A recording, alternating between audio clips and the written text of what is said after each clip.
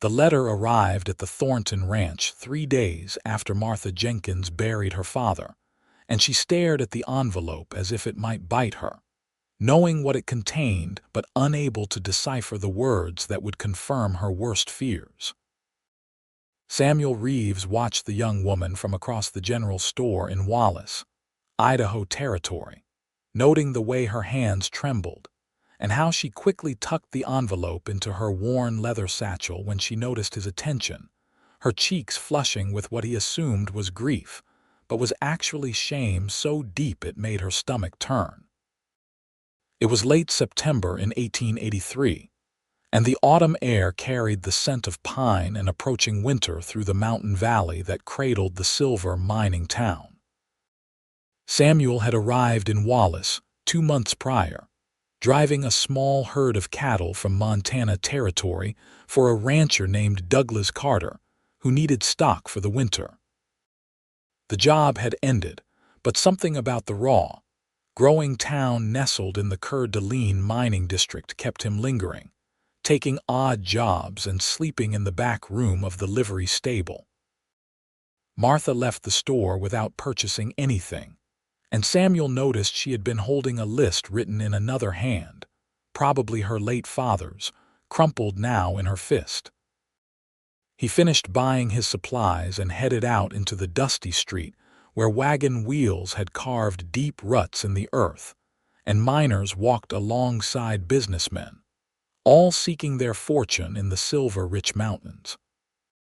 The Thornton Ranch sat 5 miles outside Wallace, a modest spread of 40 acres with a small house, a barn that needed repair, and a dozen cattle that were as thin as Martha herself had become in the weeks since her father's death.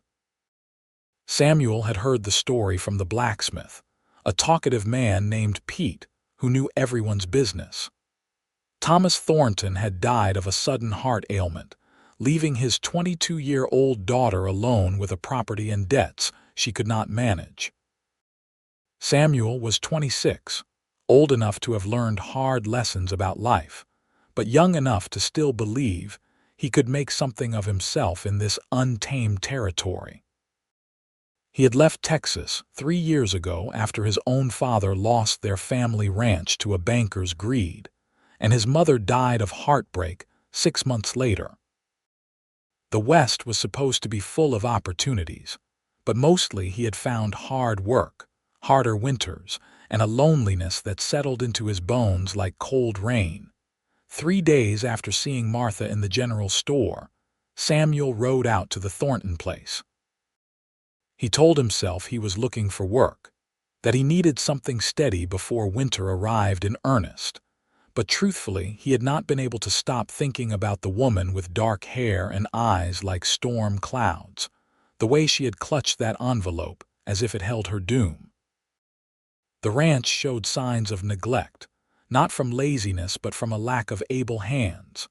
Fences sagged, the barn door hung crooked, and weeds grew tall in what had once been a kitchen garden. Samuel dismounted and tied his horse to the porch rail, noting the curtain that twitched in the front window. Martha opened the door before he could knock, and up close he could see the dark circles under her eyes and the proud set of her jaw that told him she would accept no pity. "Miss Thornton," he said, removing his hat, "my name is Samuel Reeves.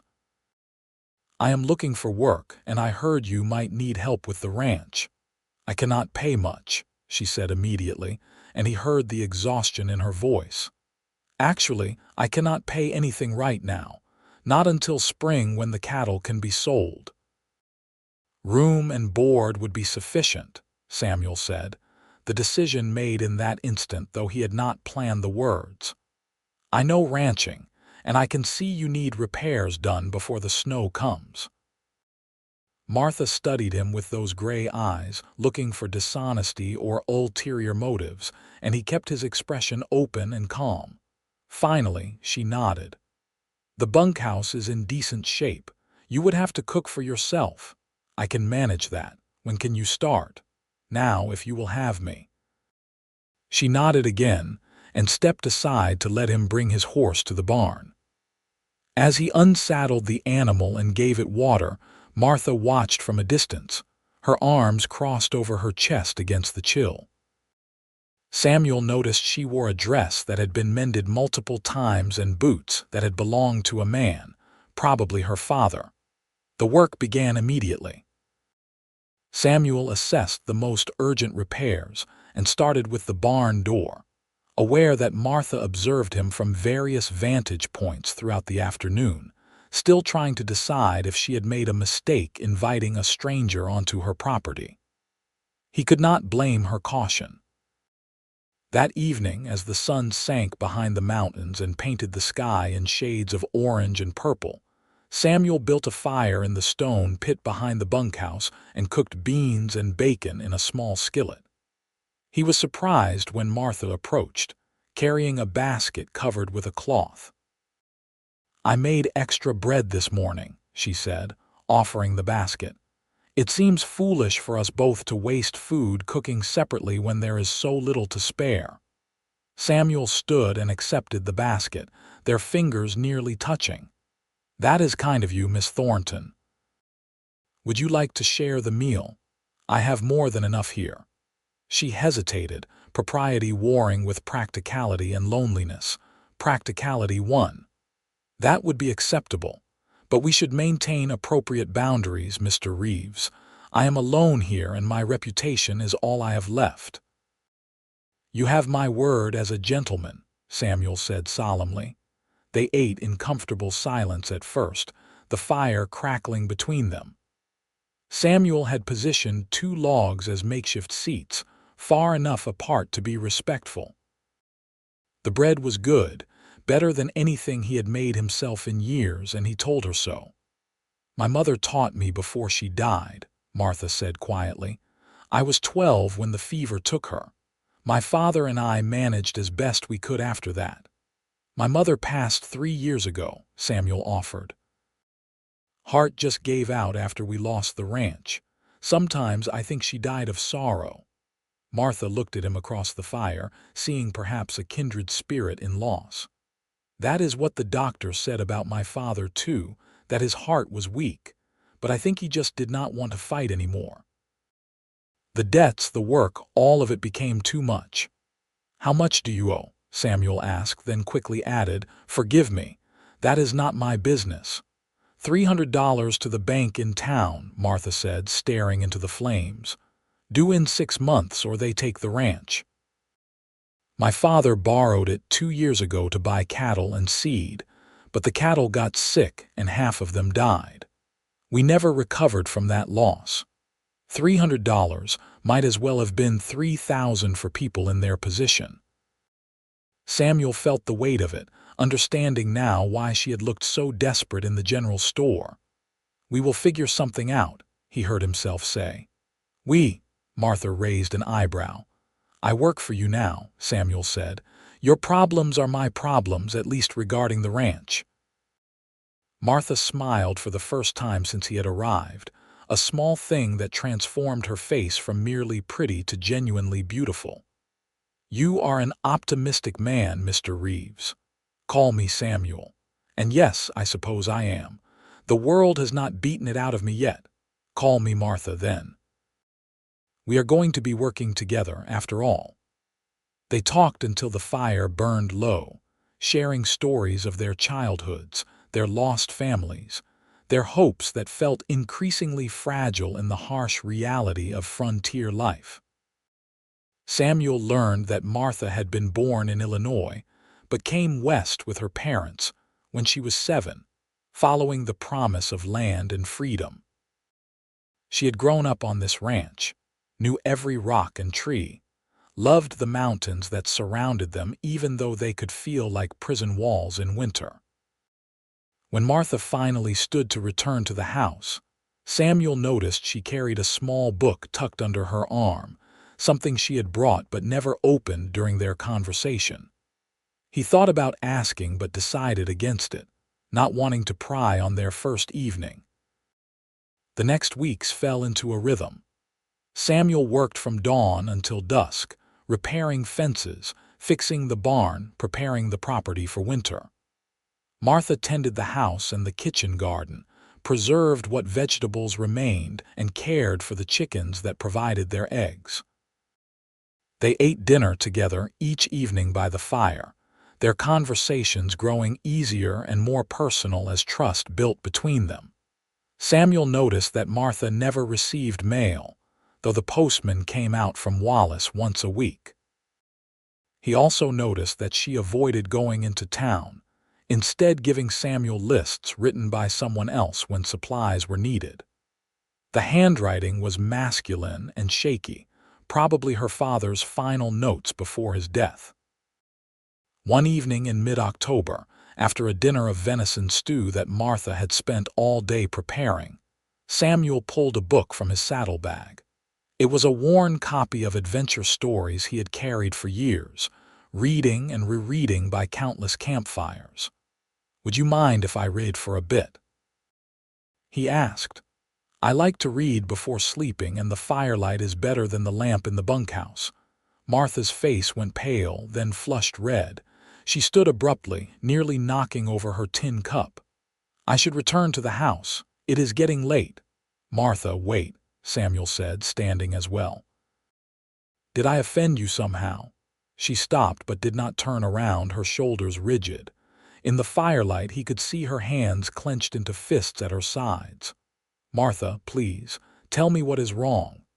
When she turned, tears streamed down her face and Samuel's heart clenched at the sight. He took a step toward her but stopped, maintaining the respectful distance they had established. "I cannot read," she said, the words breaking on a sob. "I never learned.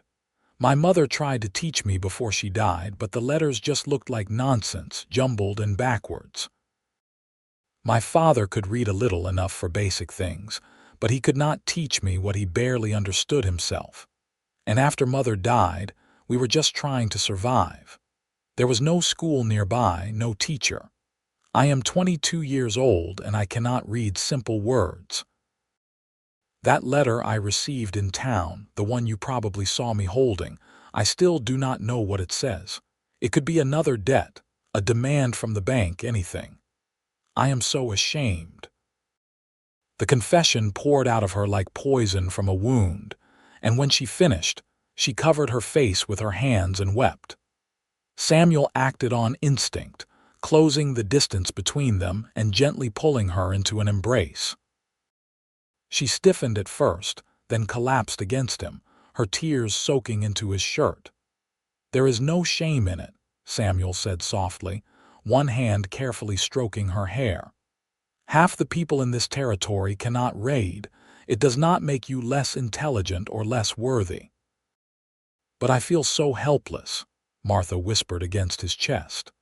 "I cannot read my father's documents, cannot understand the legal papers the bank sent, cannot even write my own name properly. How can I save this ranch when I cannot understand the very papers that threaten to take it away?" Samuel pulled back enough to look into her face, using his thumb to gently wipe away her tears. "Then I will teach you. Every evening by this fire I will teach you to read and write. If you are willing to learn, I am willing to teach."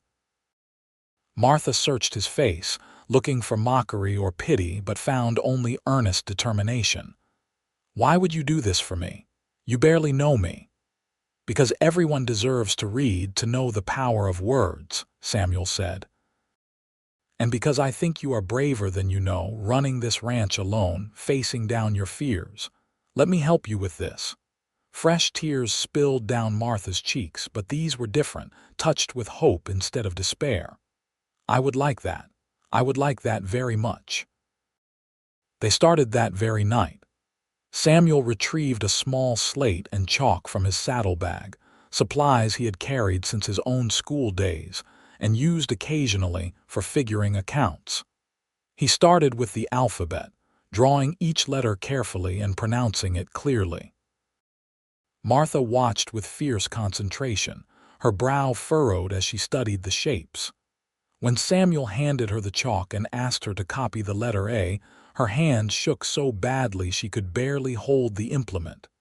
"Take your time," Samuel said gently. "There is no rush."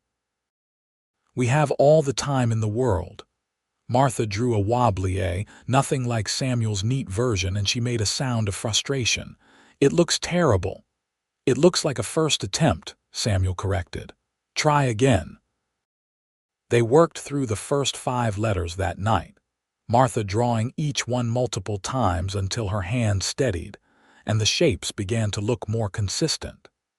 Samuel praised each improvement, never showing impatience or frustration when she confused similar letters or needed to start over.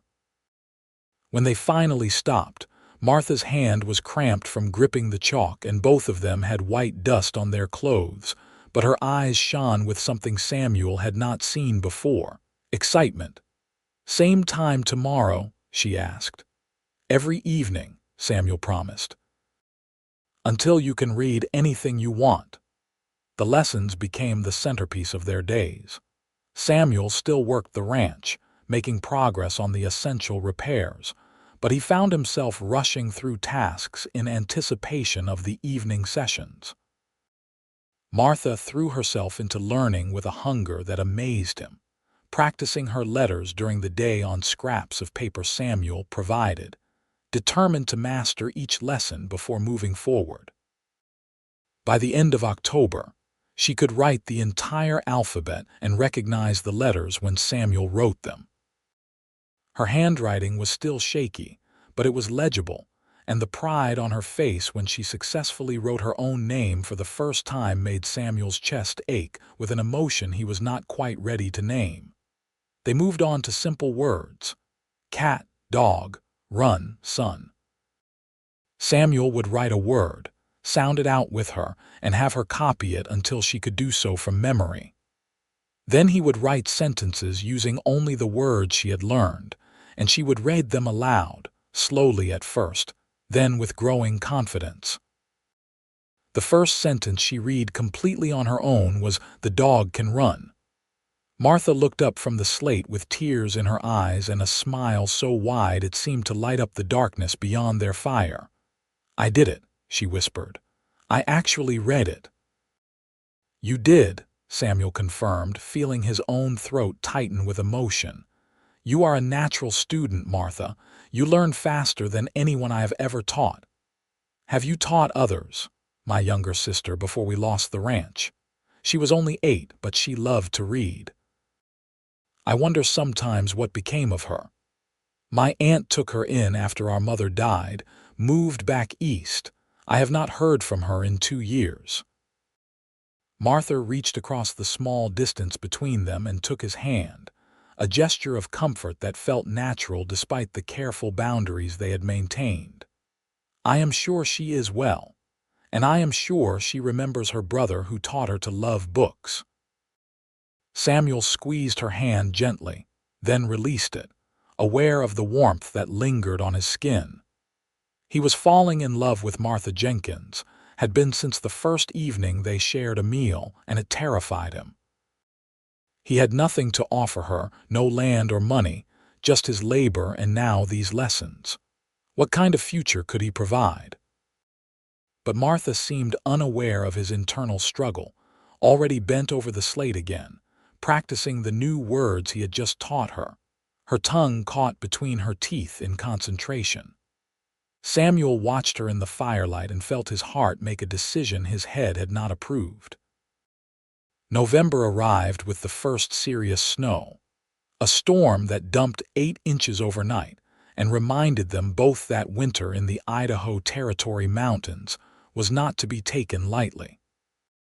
Samuel had managed to repair most of the critical structures before the worst weather hit, and he spent the stormy days inside the barn, working on smaller projects and ensuring the cattle had adequate shelter and feed. Martha continued her lessons with fierce determination, and by mid-November she could read simple sentences and write short notes. Samuel brought her the letter she had received in town, the one that had caused her such distress, and together they read it by firelight. It was from the bank, as she had feared, a reminder of the debt due in March and the consequences of default. But it also included information about the interest and the exact amount owed, details that Martha needed to know for planning. $315 now with the interest, Martha said, her voice steady though her hands trembled as she held the paper. I have $45 saved. Even if I sell all the cattle in spring, it might not be enough. How many head do you have? Samuel asked. 12. They were worth about $20 each before, but they are thin. Maybe $15 each now if we are lucky. Samuel did the arithmetic in his head.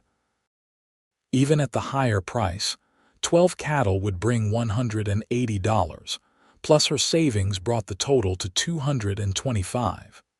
They would be $90 short, and that was assuming they could get top price for underfed cattle. We could sell the chickens, the equipment, Martha said, but her voice lacked conviction. Except then I would have nothing left even if I kept the land. We will find a way, Samuel said, hearing the echo of his earlier optimism and hoping it was not misplaced.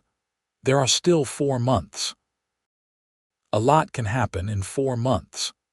What happened in the next weeks was that Samuel took every odd job he could find in Wallace, working as a carpenter, hauling freight, even spending 3 brutal days in the silver mines when they needed extra hands. The mine work paid well but nearly broke him, the darkness and danger unlike anything he had experienced. He came back to the ranch after those 3 days covered in rock dust and exhausted to his bones. Martha met him at the barn, her face tight with worry. Pete from the blacksmith shop told me where you were. You should not have done that. Those mines kill men. We need the money, Samuel said simply, too tired to pretend otherwise. Not at the cost of your life, Martha said fiercely. This is my debt, my problem. You have already done more than any hired hand should. I am not just a hired hand anymore, Martha, Samuel said, and the words hung between them, loaded with meaning neither was quite ready to explore fully. Martha helped him to the bunkhouse, heated water for him to wash, and brought him a hot meal. She sat with him while he ate, not speaking, just present. When he finished, she pulled out the slate. We should practice, she said. I am too tired tonight. Then I will read to you, Martha said, and picked up the book Samuel had been using for her lessons, a collection of folk tales he had purchased in Wallace. She opened it to a story they had been working through together and began to read aloud, her voice halting at first but growing stronger as she progressed. Samuel listened with his eyes closed, marveling at how far she had come in less than 2 months. Her voice rose and fell with the story's rhythm, and though she stumbled over unfamiliar words, she worked through them with the same determination she applied to everything. When she finished the story, Samuel opened his eyes to find her watching him with an expression he could not quite read in the dim lamplight. That was beautiful, he said softly. I made mistakes. You read an entire story. Do you understand what an accomplishment that is? Martha set the book aside carefully, as if it were made of gold instead of worn paper and leather. I understand that I could not have done it without you. Samuel, why are you really here? Why do you work yourself nearly to death for a woman you barely know, teaching me and saving every penny for a debt that is not yours? The moment of truth had arrived, and Samuel was too exhausted to construct careful deflections. Because I am in love with you, he said simply. I have been since that first evening when you shared your bread and your story. I know I have no right to those feelings, that I have nothing to offer you but hard work and a determination to save your ranch. But you asked for honesty, and that is the honest truth. Martha's breath caught, her eyes wide in the lamplight. For a long moment she said nothing, and Samuel felt his heart sink, certain he had ruined everything with his premature confession. Then Martha smiled, that transformation that made her beautiful beyond measure. You foolish, wonderful man. Did you not think I felt the same? Why else would I sit by this fire every night, learning letters I could barely see through tears of frustration? Why else would I wait each day for evening to come, for the sound of your voice teaching me words I never thought I would know?" Samuel sat up straighter, ignoring the protest of his exhausted muscles. "You feel the same." "I am in love with you, Samuel Reeves," Martha said clearly, as if reading the most important sentence she had ever learned. "I think I have been since you offered to work for nothing but room and board, since you showed me kindness without expectation of return." Samuel stood, crossed the small distance between them, and carefully took Martha's hands in his. "I have nothing to give you but my word and my work. I cannot save this ranch alone, and I cannot promise you an easy life." "I do not want an easy life," Martha said, rising to meet him. "I want a life with you. We will save the ranch together, or we will lose it together and find another way, but we will do it together if you are willing." In answer, Samuel leaned down and kissed her, gentle and tentative at first, then deeper as Martha responded, her arms wrapping around his neck. It was a kiss full of promise and hope, of two lonely people finding unexpected love in the harsh reality of frontier life. They pulled apart slowly, and Samuel rested his forehead against Martha's, both of them smiling. "We should probably discuss propriety and reputation," Samuel said. "Probably," Martha agreed, making no move to step away. "People will talk. Let them talk, but I will not compromise you, Martha. We do this properly. I will court you, and when we have saved the ranch, I will marry you if you will have me." "I will have you," Martha said, "but let's save the ranch first." They stood there in the bunkhouse, holding each other as the lamp burned low and the November wind howled outside. Two people against the world, and for the first time in years, Samuel felt like he had found home. The next weeks were a blur of work and lessons and stolen moments of affection. Samuel continued taking jobs in Wallace when he could find them, and Martha began selling her baked goods in town, her bread and pies earning a reputation that brought in a few precious dollars each week. Samuel taught her to keep accounts, writing down every penny earned and spent, and together they watched the small savings grow. By Christmas, they had saved an additional $60, bringing their total to $105. It was not enough, nowhere close, but it was progress. On Christmas Eve, Samuel gave Martha a real book of poetry he had purchased in Wallace, a slim volume that had cost him a week's worth of mine wages. Martha gave him a thick wool scarf she had knitted in secret, working by lamplight in the house after their lessons ended. They spent Christmas Day together in the ranch house, propriety abandoned for the holiday. Martha cooked a chicken, and they shared the meal at her father's old table, talking and laughing and dreaming of a future that seemed slightly less impossible with each passing day. "Read me something," Samuel requested after they had finished eating. Martha fetched the poetry book and opened it to a random page. She read aloud, her voice confident now, stumbling only occasionally on more complex words. The poem was about love and loss, about hope persisting in darkness, and when she finished, both of them sat in silence, feeling the weight of the words. "You think we can actually do this?" Martha asked finally. "Save the ranch, build a life. I think we have to believe we can," Samuel said. "Because the alternative is giving up, and I do not think either of us knows how to do that." Martha reached across the table and took his hand. "Then we keep fighting. Together," Samuel confirmed. January brought brutal cold and snow that piled high against the buildings, trapping them on the ranch for days at a time. Samuel moved into the house, sleeping in the small room that had been Martha's father's, because heating two structures was wasteful and dangerous in such weather. They were careful to maintain separate spaces, aware that Martha's reputation could still be damaged by gossip, but the enforced closeness only strengthened their bond. During the long winter evenings, when work was impossible and the world outside was a frozen wasteland. They sat by the fireplace, and Samuel taught Martha more advanced reading. They worked through the poetry book together, discussed the stories in his adventure collection, and Samuel began teaching her arithmetic beyond basic figures. "You have a fine mind," Samuel told her one evening after she had successfully solved a complex problem about cattle prices and profit margins. "You could have been a teacher yourself if you had been given the opportunity." "Maybe when this is all over, I will teach others who never learned," Martha said.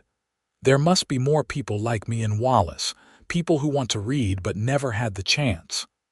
"That is a fine dream," Samuel said, and meant it. February arrived with a false thaw that lasted 3 days before winter returned with renewed vengeance.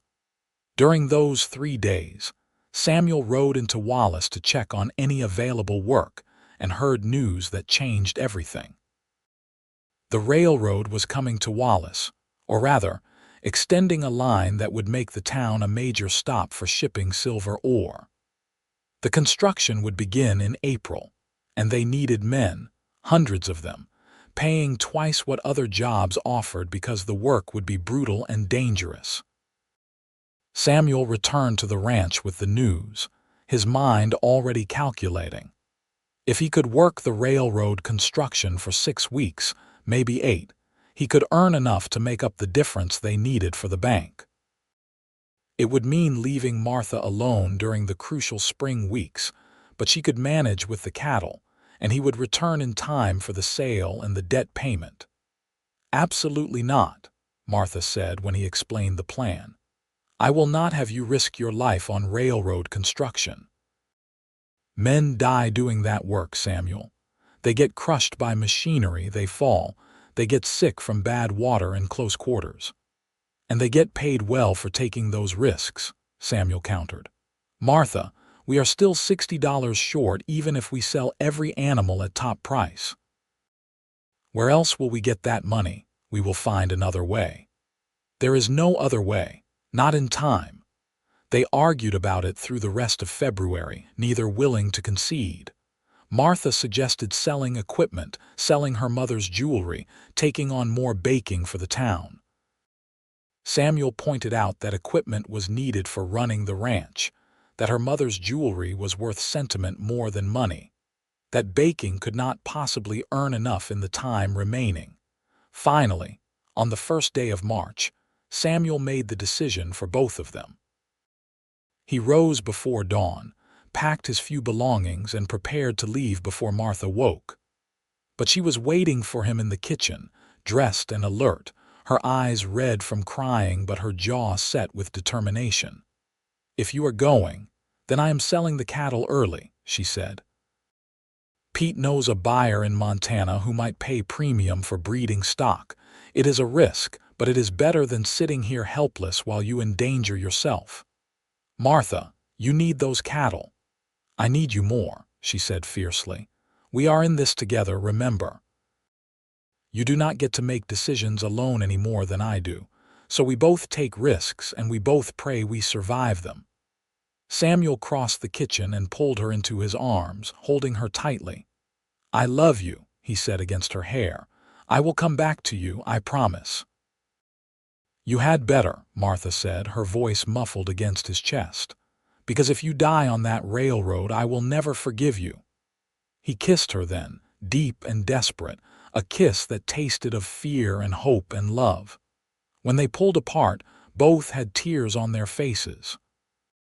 "6 weeks," Samuel said. "Maybe 8 at most. You can reach me through the railroad office in Wallace if you need anything." 6 weeks, Martha agreed. "And then we pay the bank, save the ranch, and get married." "Is that a proposal, Miss Thornton?" "I suppose it is, Mr. Reeves." "Then I accept." They kissed again, sealing the promise, and then Samuel forced himself to leave before his resolve crumbled. He rode toward Wallace as the sun rose over the mountains, looking back once to see Martha standing on the porch, her hand raised in farewell. The railroad camp was everything Samuel had heard and worse. Hundreds of men lived in crude tents and hastily constructed barracks, working from dawn until dark, laying track, moving earth, building bridges across ravines and rivers. The work was back-breaking and dangerous, and in the first week, Samuel saw 2 men injured seriously enough to be sent away. Their railroad dreams ended. But the pay was real, and Samuel collected his wages each Saturday, carefully saving every penny he did not absolutely need for food and basic supplies. He sent letters to Martha through the postal service, brief notes about his progress and his love for her, and he received letters in return, her handwriting improving with each one, her words full of encouragement and her own progress. Martha had found a buyer for the cattle, but the man would not come to inspect them until early April. In the meantime, she was doing her best to fatten the animals, using the last of their winter feed and praying it would be enough to get a good price. She had also begun teaching 3 children in Wallace to read, families who had heard somehow about her own learning journey and wanted the same for their offspring. She charged nothing, but the families paid her in goods, eggs and flour and cloth, things that helped her survive Samuel's absence. Samuel worked like a man possessed, taking extra shifts when they were offered, volunteering for the most dangerous jobs because they paid more. He survived a bridge collapse that injured 5 other men, walked away with nothing but bruises. He endured a bout of influenza that swept through the camp, burning with fever in his tent for 3 days before stubbornly returning to work. Each night, he fell into exhausted sleep thinking of Martha, of the life they would build together, of the promise he had made to return. 6 weeks passed, then 7. Samuel had saved $85, more than enough to make up their shortfall, but he wanted a cushion, something extra to give them security. He signed on for 1 more week, one final push. On the 2nd day of that final week, a cable snapped on the crane system they were using to move railroad ties. Samuel saw it coming and shoved the man next to him out of the way, but the cable caught Samuel across the chest and shoulder, slamming him to the ground with brutal force. He heard something crack, felt pain explode through his torso, and then the world went dark. He woke in the camp hospital tent, such as it was, with the doctor telling him he had cracked ribs and a dislocated shoulder that had been reset while he was unconscious. He was lucky to be alive, the doctor said. The other man Samuel had saved stood nearby, hat in hand, thanking him profusely. "How long until I can leave?" Samuel asked through the haze of pain and laudanum. 2 weeks minimum, the doctor said. "Those ribs need time to heal, and any exertion could puncture a lung." "I do not have 2 weeks. Then you might not have a life," the doctor said bluntly. "Your choice." Samuel made his choice. He waited 3 days until he could move without feeling like his chest was tearing apart, collected his wages including bonus pay for his injury, and made his way to the railroad office to send a telegraph to Wallace. He spent precious money on the message, but needed Martha to know he was coming home, that he was injured but alive. The telegraph operator in Wallace was a young man named James who knew Martha from her teaching efforts. He personally carried the message to the ranch, arriving as Martha was preparing to leave for town with the cattle buyer who had finally arrived. Martha read the telegraph with shaking hands, relief and worry warring on her face. Samuel was hurt but coming home. He had earned the money they needed. The cattle buyer would have to wait. "Miss Thornton, I cannot wait long," the buyer said, a gruff man named Patterson who had traveled from Montana. "I have other business in the territory." "Then look at the cattle while I am gone," Martha said, already moving toward the house to pack. "I will return tomorrow with an answer for you. But my fiancé is injured and coming home, and that takes precedence." She rode into Wallace that afternoon, arriving at the doctor's office just as Samuel was being helped down from the freight wagon that had given him a ride from the railroad camp. He was pale, moving carefully with his shoulders strapped tight and his ribs bound, but he was alive and his face transformed when he saw Martha. She ran to him, then stopped short, afraid of hurting him with an embrace. Samuel solved the problem by pulling her in gently with his good arm, ignoring the pain the movement caused. "You should not have come," he said into her hair. "I was going to surprise you." "Telegraph messages are terrible surprises," Martha said, tears streaming freely. "You promised you would be careful." "I saved a man's life," Samuel said. "I could not do anything else." "I know," Martha said, pulling back to look at his face. "You are the most frustratingly honorable man I have ever known, but please no more heroics. I cannot survive them." She took him home to the ranch, where Patterson was still examining the cattle. The buyer took one look at Samuel's condition and offered to return in a week, but Samuel refused. "We can make the deal now," Samuel said, lowering himself carefully into a chair on the porch. "The cattle are what they are, and we need the decision made." Patterson respected the directness. He made an offer of $17 per head, more than Martha had hoped for. Samuel negotiated up to 18, pointing out the quality of the breeding stock and the fact that the cattle would gain weight quickly once on better grazing. Patterson agreed, shaking Samuel's hand carefully and promising to return in 3 days with payment and a crew to drive the cattle north. When he left, Martha sat beside Samuel on the porch, both of them exhausted but elated. She pulled a small notebook from her pocket, one she had been using to track their finances, and began to calculate. 12 cattle at $18 is $216, she said, her lips moving as she worked the figures. "Plus my $45 saved, plus your $85. That is $346 total." "More than enough," Samuel said. "We can pay the bank with money to spare," Martha said, and then she began to laugh, a slightly hysterical sound that came from months of stress finally releasing. "We actually did it, Samuel. We saved the ranch." Samuel reached over and took her hand, bringing it to his lips. "We did it together." They went to the bank in Wallace the next morning, Samuel moving slowly but determined to be present for this moment. The banker, a sour man named Henderson who had probably been hoping to acquire the ranch, could not hide his disappointment when Martha and Samuel counted out $315 on his desk.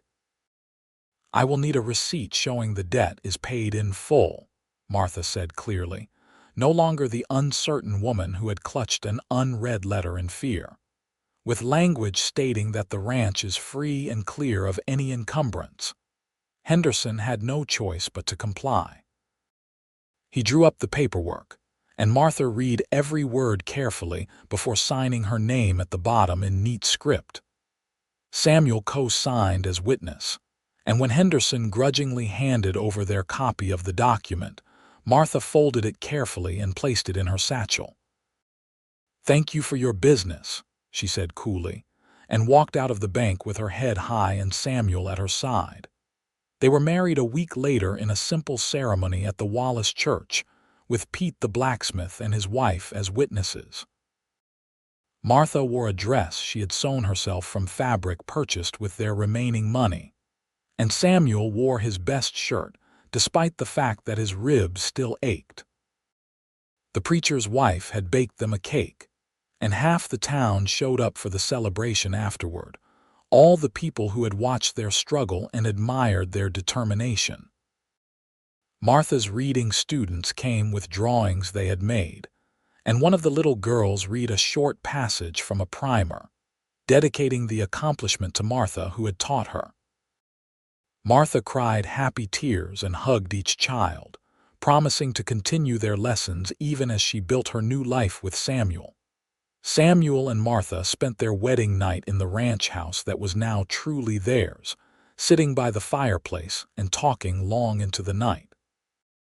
Samuel's injuries prevented more than careful kisses and gentle embraces, but neither minded, content just to be together, safe with a future stretching before them.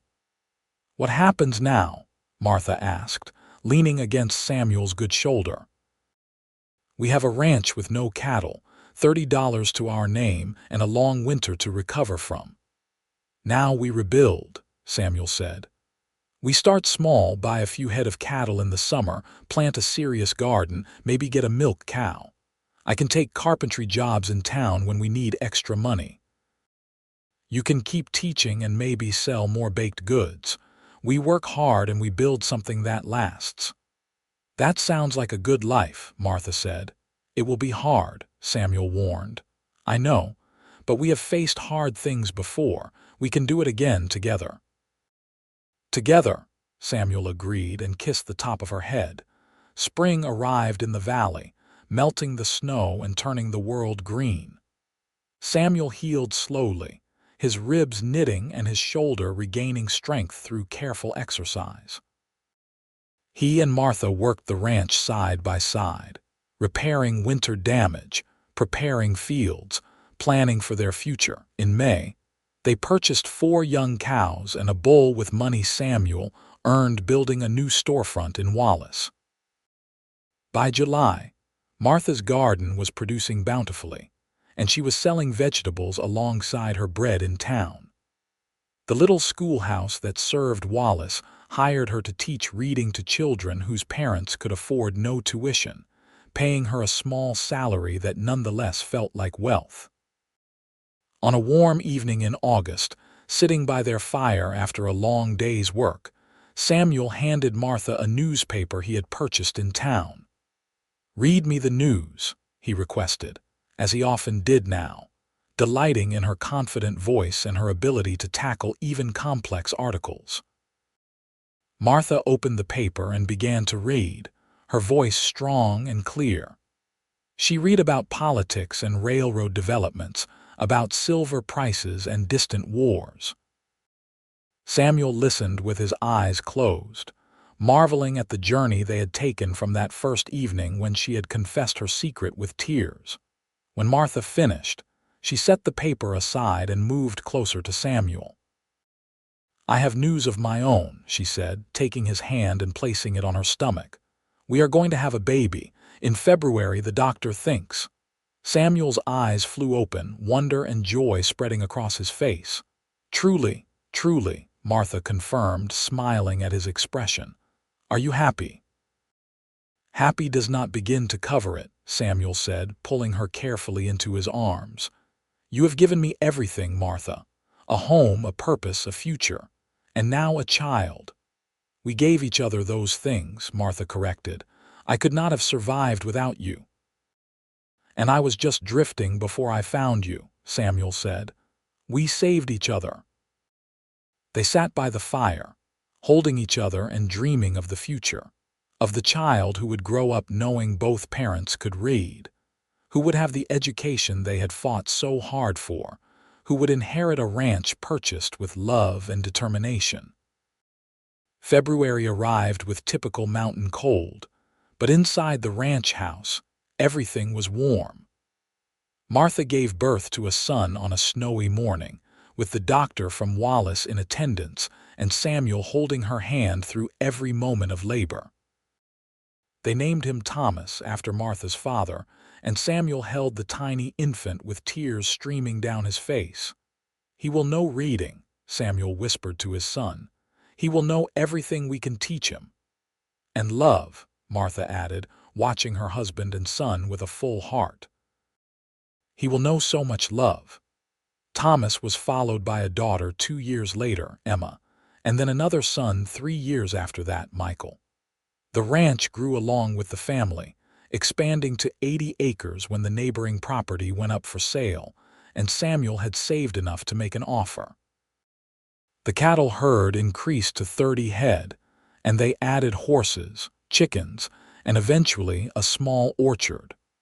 Martha continued teaching in Wallace, eventually helping to found a proper school that served the entire valley. She taught reading to children and adults alike, always remembering her own struggle and treating every student with patience and encouragement. Her story became legendary in the area, the woman who learned to read by firelight and went on to educate a generation. Samuel became known as one of the most skilled carpenters in the territory, building homes and businesses throughout Wallace and the surrounding towns. But his favorite job was always the small projects he did at home, building bookshelves for Martha's growing collection, desks for their children to study at, a proper schoolroom on the ranch where Martha could host her students. On their 10th wedding anniversary, Samuel gave Martha a leather-bound journal, blank pages waiting to be filled. "Write our story," he said, "so our children and grandchildren will know how their family began." Martha accepted the journal with reverence, running her fingers over the smooth leather. That evening, by the same fire where she had once confessed her inability to read, she opened to the first page and began to write in careful, neat script. "The letter arrived at the Thornton Ranch 3 days after I buried my father, and I could not read the words that would change my life. I did not know that help would come in the form of a cowboy from Texas with kind eyes and infinite patience, or that he would teach me not just to read, but to believe in myself again. I did not know that love could grow in the harsh soil of fear and debt, blooming into something strong enough to sustain a lifetime. This is our story, mine and Samuel's, and it begins with 3 words I once could not write: I love you."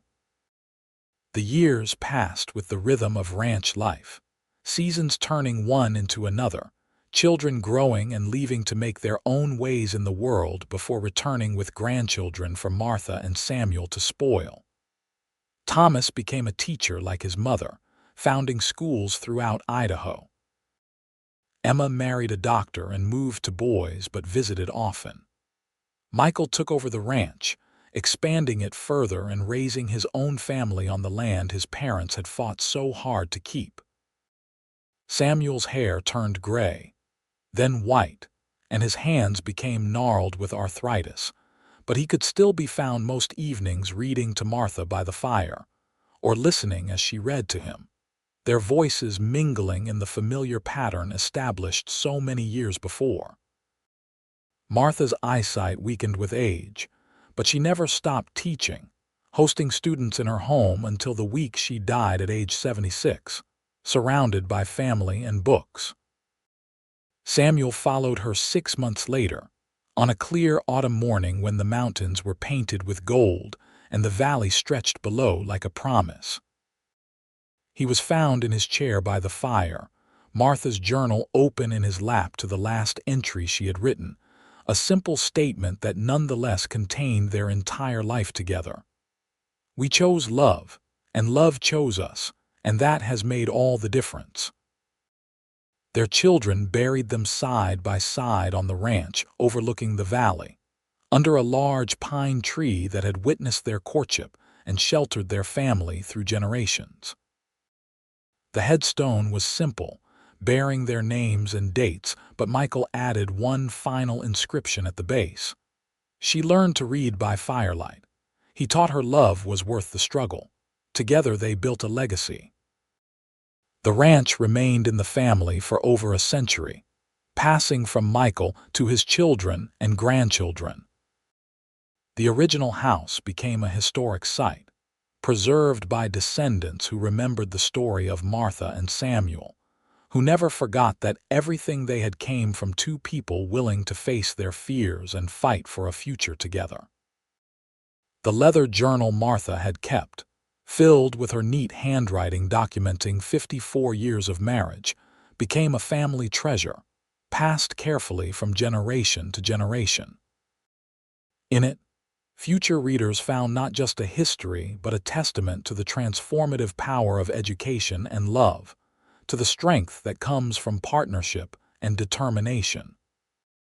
In Wallace, Idaho, the school Martha helped found still operated, and in the main hall hung a photograph of her, stern-faced in the style of the era but with a hint of smile around her eyes. Below the photograph, a brass plaque told her story in brief. Martha Jenkins Reeves, 1861–1937.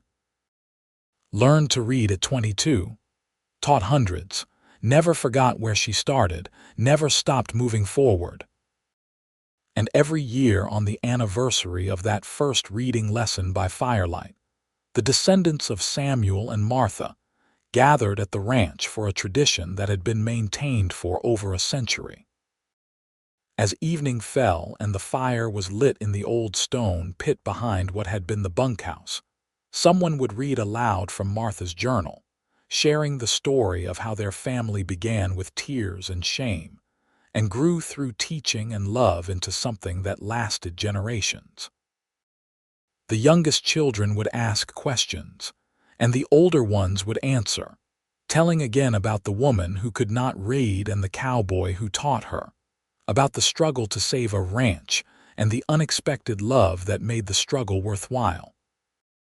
They told about the railroad job and the injured ribs, about the cattle buyer and the bank debt, about the wedding in Wallace and the children who came after. And when the stories were finished and the fire burned low, someone would always say the words that had become their family's motto, taken from Martha's journal and spoken as a reminder and a promise. We chose love, and love chose us, and that has made all the difference. The fire would burn down to embers, the family would return to their modern lives, and the ranch would settle into quiet darkness.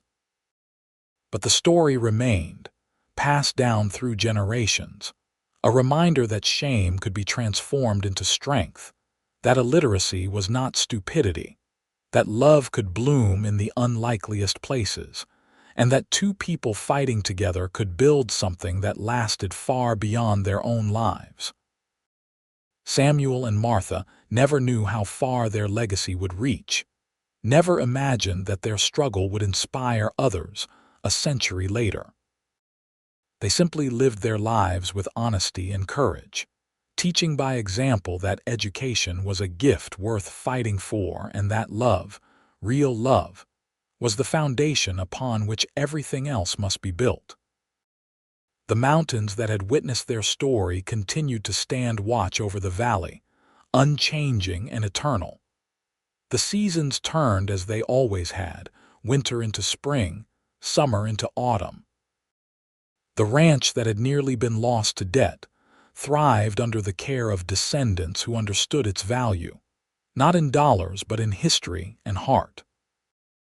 And somewhere in the collective memory of Wallace, Idaho, the story persisted of a woman who admitted through tears that she could not read, and a cowboy who taught her every evening by firelight, and how from that simple beginning came a love story that defied the hardships of frontier life and created a legacy that would never be forgotten.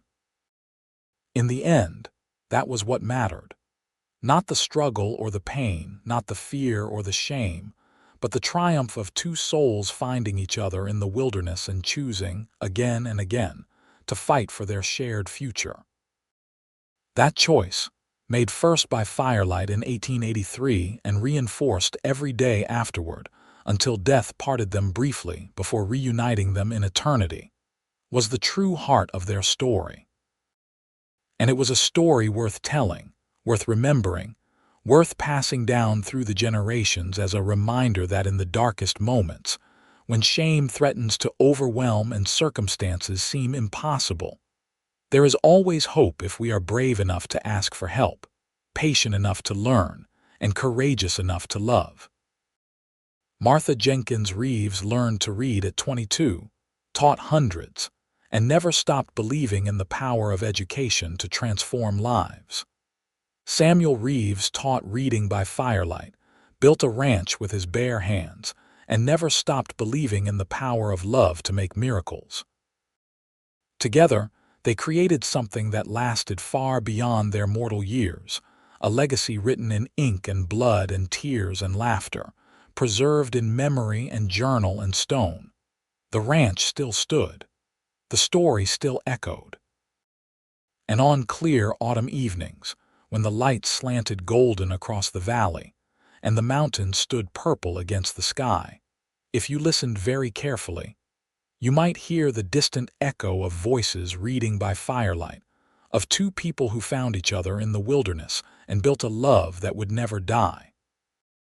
That was their story, complete and whole, a tale of the American West that had nothing to do with gunfights or gold strikes, and everything to do with the quiet courage of ordinary people facing extraordinary challenges.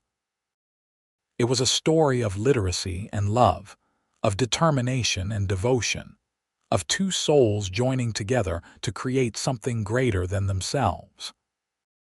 And it was a story that would be told in one form or another, as long as there were descendants to remember and listeners willing to hear about the time when a woman admitted through tears that she could not raid, and a cowboy taught her every evening by firelight. And from that simple beginning came a legacy that would echo through the generations, a testament to the enduring power of education, love, and the unbreakable human spirit. The end came not with drama but with peace, as all good stories should, with loose threads tied off and questions answered, and a sense of completion that satisfied the soul. Samuel and Martha had lived fully, loved deeply, and left behind not just descendants but a story worth telling, a legacy worth preserving, and a reminder that even in the harshest circumstances, hope and love could triumph if given the chance. Their firelight had long since burned out, but the warmth remained, passed down through generations, still glowing in the hearts of those who remembered their story and understood its message. That we are never too old to learn, never too lost to find love, and never too poor to build something of lasting value if we have the courage to try. And so the story ended where it began, in Wallace, Idaho Territory, in a time when the West was still wild and possibilities stretched endless as the sky, with two people who dared to believe that tomorrow could be better than today, and who worked together to make that belief into reality, one lesson at a time, one day at a time, one choice at a time, until the sum of those choices became a life well lived and a love that lasted forever.